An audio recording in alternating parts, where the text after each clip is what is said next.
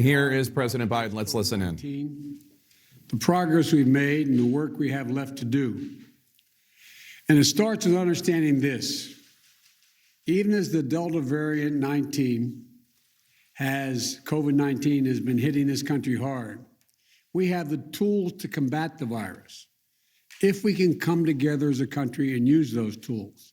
If we raise our vaccination rate, protect ourselves and others with masking, expanded testing, and identify people who are infected, we can and we will turn the tide on COVID-19. It'll take a lot of hard work. It's going to take some time. Many of us are frustrated with the nearly 80 million Americans who are still not vaccinated, even though the vaccine is safe, effective, and free. You might be confused about what is true and what is false about COVID-19. So before I outline the new steps to fight COVID-19 that I'm going to be announcing tonight, let me give you some clear information about where we stand. First, we've made considerable progress in battling COVID-19. When I became president, about 2 million Americans were fully vaccinated. Today, over 175 million Americans have that protection. Before I took office, we hadn't ordered enough vaccine for every American. Just weeks in office, we did. The week before I took office on January 20th of this year, over 25,000 Americans died that week from COVID-19. Last week, that grim weekly toll was down 70%.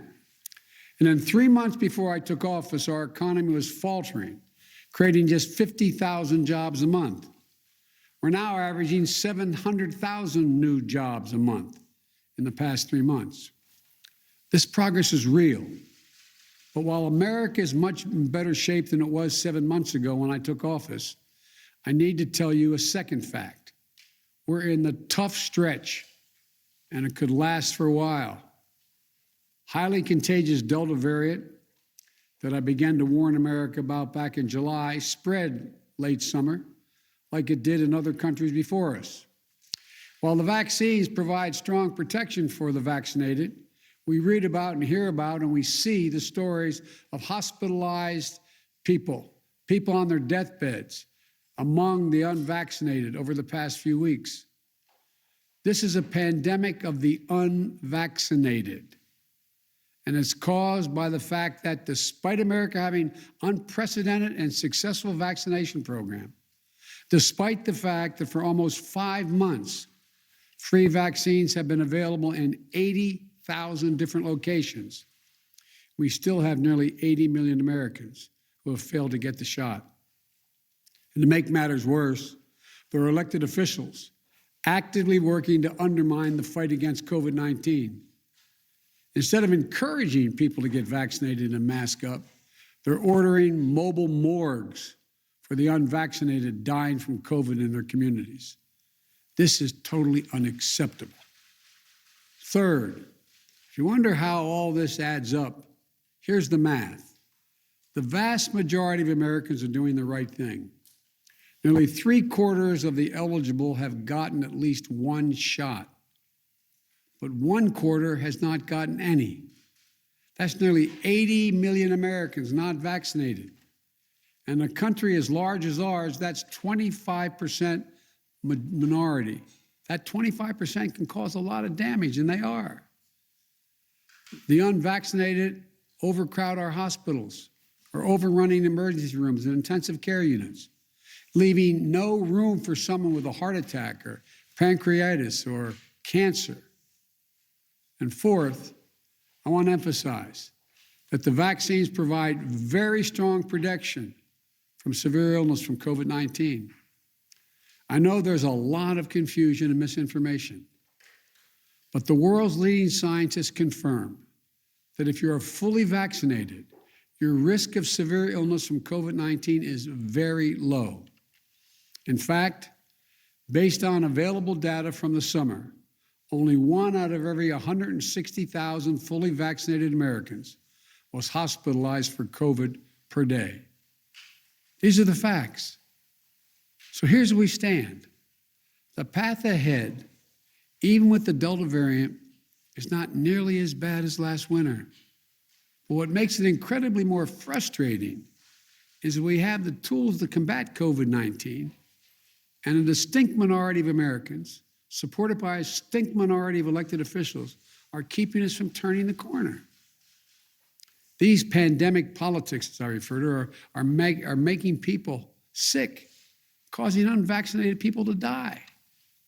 We cannot allow these actions to stand in the way of protecting the large majority of Americans who have done their part and want to get back to life as normal. As your president, I'm announcing tonight a new plan to require more Americans to be vaccinated to combat those blocking public health. My plan also increases testing, protects our economy, and will make our kids safer in schools. It consists of 6 broad areas of action and many specific measures in each of those actions you can read more about in whitehouse.gov. Whitehouse.gov. The measures, these are going to take time to have full impact. But if we implement them, I believe, and the scientists indicate, that the months ahead we can reduce the number of unvaccinated Americans, decrease hospitalizations and deaths, and allow our children to go to school safely and keep our economy strong by keeping businesses open. First, we must increase vaccinations among the unvaccinated with new vaccination requirements. Of the nearly 80 million eligible Americans who have not gotten vaccinated, many said they were waiting for approval from the Food and Drug Administration, the FDA. Well, last month, the FDA granted that approval. So the time for waiting is over. This summer, we made progress through the combination of vaccine requirements and incentives, as well as the FDA approval. 4 million more people got their first shot in August than they did in July. But we need to do more. This is not about freedom or personal choice. It's about protecting yourself and those around you, the people you work with, the people you care about, the people you love. My job as president is to protect all Americans. So tonight, I'm announcing that the Department of Labor is developing an emergency rule to require all employers with 100 or more employees that together employ over 80 million workers to ensure their workforces are fully vaccinated or show a negative test at least once a week. Some of the biggest companies are already requiring this. United Airlines, Disney, Tyson's Food, and even Fox News. The bottom line, we're going to protect vaccinated workers from unvaccinated coworkers. We're going to reduce the spread of COVID-19 by increasing the share of the workforce that is vaccinated in businesses all across America. My plan will extend the vaccination requirements that I previously issued in the healthcare field. Already, I've announced we'll be requiring vaccinations of all nursing home workers who treat patients on Medicare and Medicaid because I have that federal authority. Tonight, I'm using that same authority to expand that to cover those who work in hospitals, home health care facilities, or other medical facilities, a total of 17 million healthcare workers. If you're seeking care at a health facility, you should be able to know that the people treating you are vaccinated. Simple, straightforward, period. Next, I will sign an executive order that will now require all executive branch federal employees to be vaccinated, all. And I've signed another executive order that will require federal contractors to do the same. If you want to work with the federal government and do business with us, get vaccinated. If you want to do business with the federal government, vaccinate your workforce. And tonight, I'm removing one of the last remaining obstacles that make it difficult for you to get vaccinated. The Department of Labor will require employers with 100 or more workers to give those workers paid time off to get vaccinated. No one should lose pay in order to get vaccinated or take a loved one to get vaccinated. Today, in total, the vaccine requirements in my plan will affect about 100 million Americans, 2/3 of all workers. And for other sectors, I issue this appeal to those of you running large entertainment venues, from sports arenas to concert venues to movie theaters. Please require folks to get vaccinated or show a negative test as a condition of entry.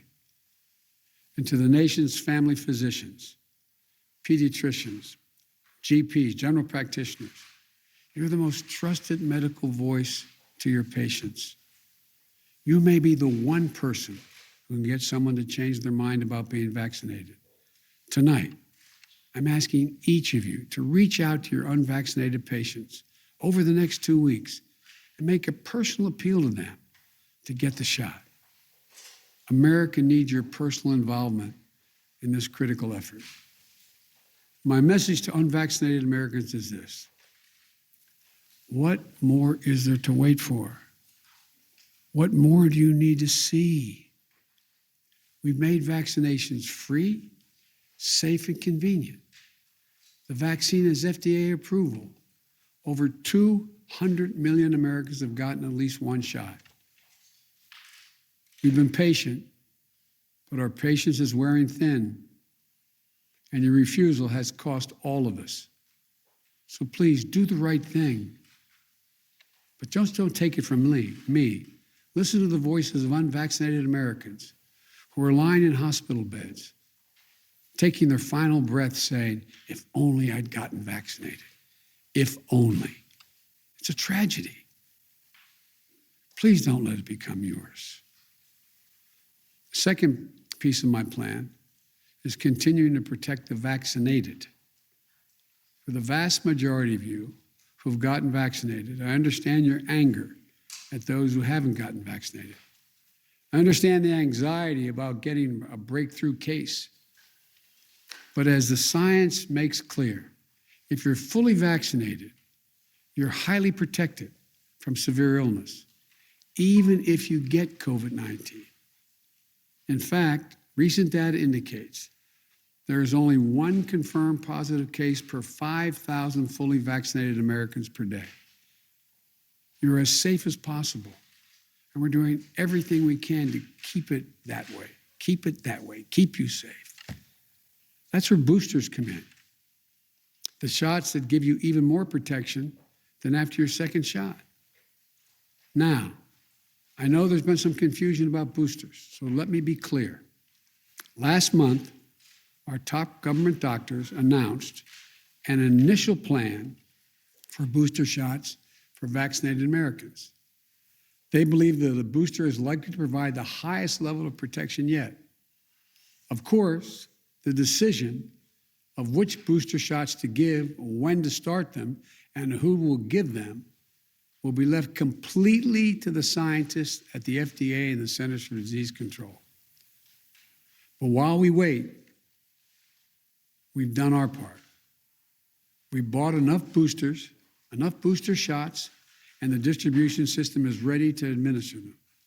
As soon as they are authorized, those eligible will be able to get a booster right away in tens of thousands of sites across the country for most Americans at your nearby drugstore and for free.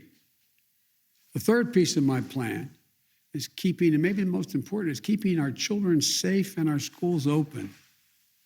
For any parent, it doesn't matter how low the risk of any illness or accident is when it comes to your child or grandchild.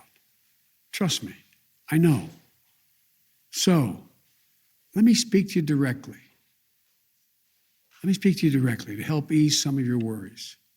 It comes down to two separate categories.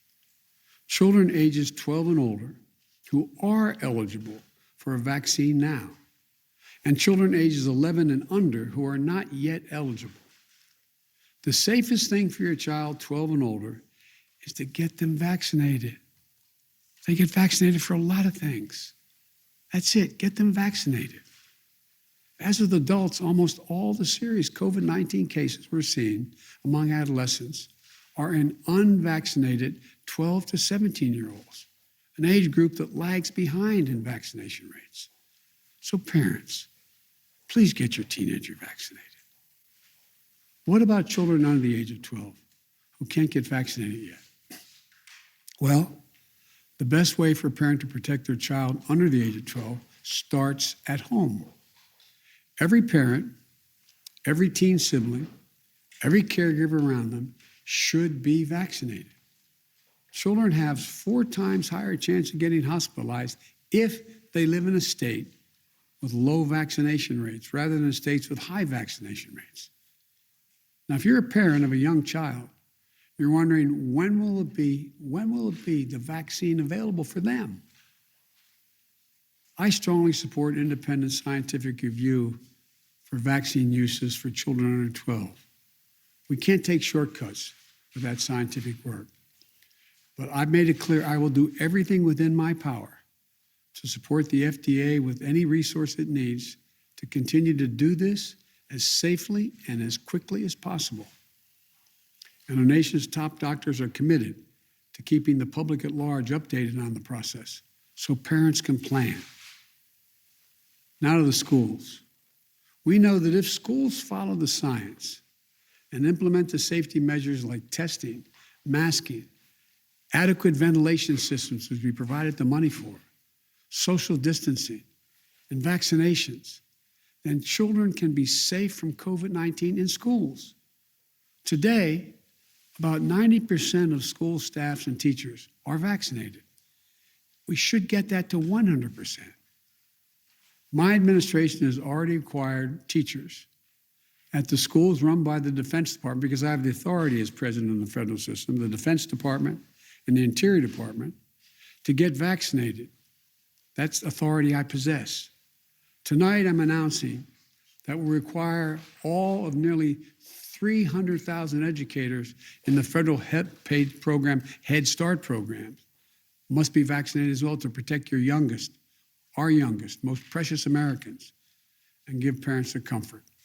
And tonight, I'm calling on all governors to require vaccination for all teachers and staff. Some already have done so. We need more to step up. Vaccination requirements in schools are nothing new. They work. They're overwhelmingly supported by educators and their unions. And all school officials trying to do the right thing by our children, I'll always be on your side. Let me be blunt.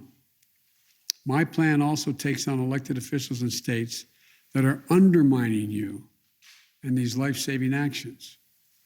Right now, local school officials are trying to keep children safe in a pandemic while their governor picks a fight with them and even threatens their salaries or their jobs. Talk about bullying in schools. If they'll not help, if these governors won't help us beat the pandemic, I'll use my power as president to get them out of the way.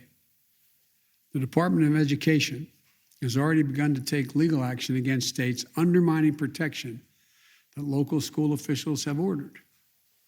Any teacher or school official whose pay is withheld for doing the right thing, we will have that pay restored by the federal government 100%. I promise you, I will have your back. The fourth piece of my plan is increasing testing and masking.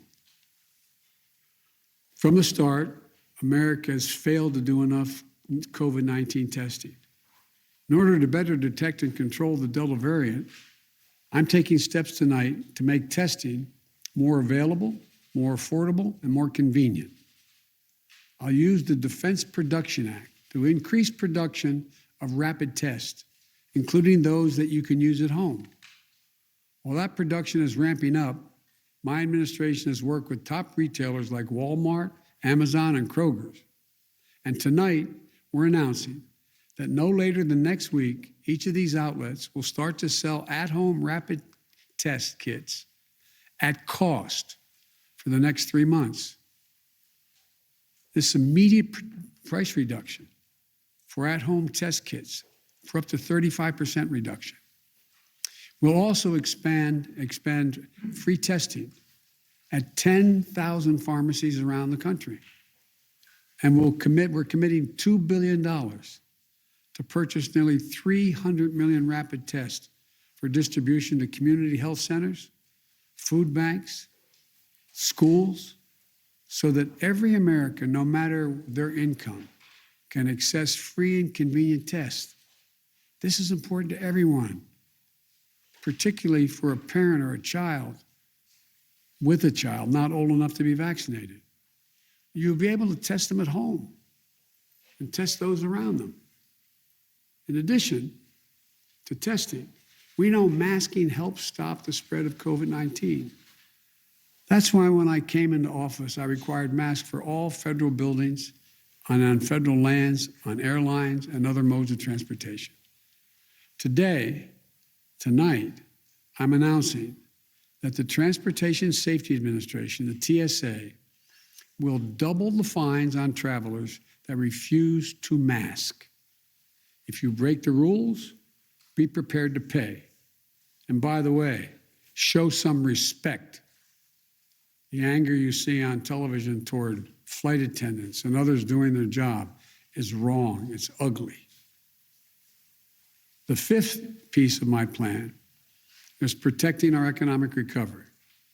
Because of our vaccination program and the American Rescue Plan, which we passed early in my administration, we've had record job creation for a new administration. Economic growth unmatched in 40 years. We cannot let unvaccinated do this progress, undo it, turn it back. So tonight, I'm announcing additional steps to strengthen our economic recovery. We'll be expanding COVID-19 economic injury disaster loan programs.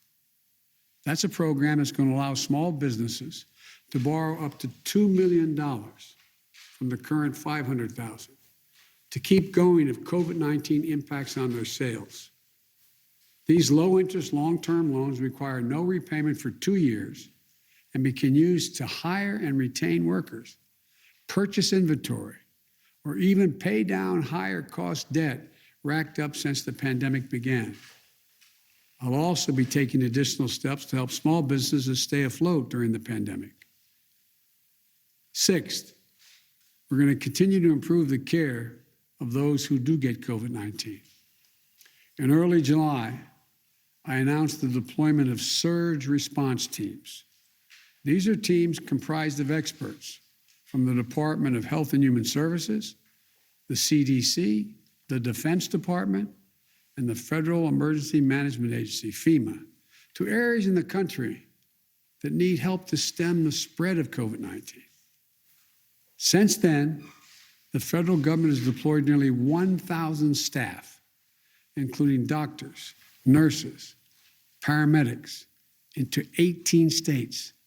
Today, I'm announcing that the Defense Department will double the number of military health teams that they'll deploy to help their fellow Americans and hospitals around the country. Additionally, we're increasing the availability of new medicines recommended by real doctors, not conspiracy theorists.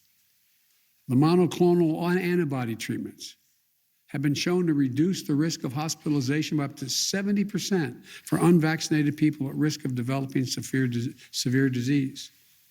We've already distributed 1.4 million courses of these treatments to save lives and reduce the strain on hospitals. Tonight, I'm announcing we will increase the average pace of shipment across the country of free monoclonal antibody treatments by another 50%. Before I close, let me say this. Communities of color are disproportionately impacted by this virus.